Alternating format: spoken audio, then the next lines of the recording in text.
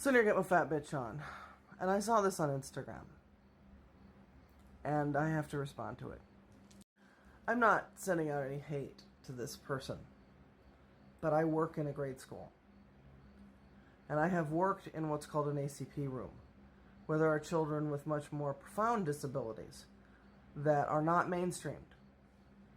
This person says, remember when disabled people said that disabled kids are unsafe and more vulnerable during school shootings?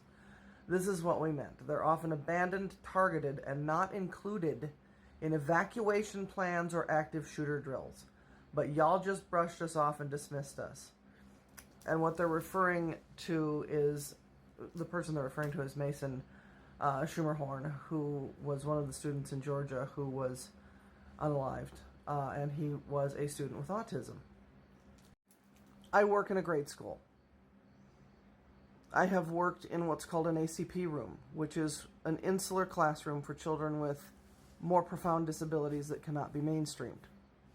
So my kids had everything from Down syndrome to autism to Fragile X to a lot of syndromes that you've probably never heard of. There were kids in wheelchairs. And we never, ever excluded any of them from any of the drills or from any of the evacuation plans, ever. We had a real evacuation. Our school was under construction, and we were at a remote site that year. And we had a gas leak.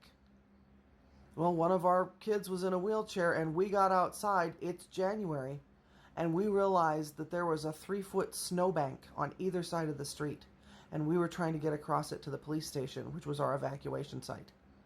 We got 4 adults holding onto the wheelchair and boosting it in the air, and he got across safely. We weren't just going to leave him on the sidewalk in the cold.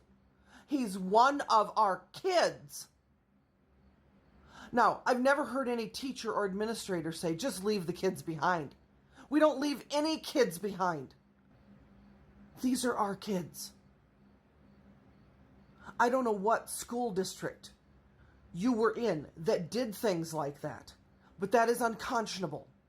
Now I can tell you that in a school shooting, the actual shooting part is usually over in 2 minutes or less. Now, there's not much time to think in 2 minutes or less when you have maybe 400 to 2,500 students that are panicked and running and trying to find a hiding spot and lockdown. But there have been dozens of teachers and administrators that have died because they have put their bodies in front of their children. And that's all children. They don't pick and choose.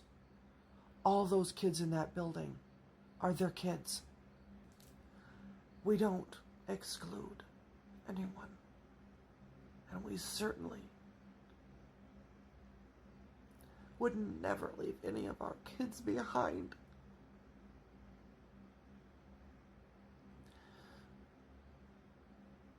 Whatever school district did that, or whatever person said that, is a monster.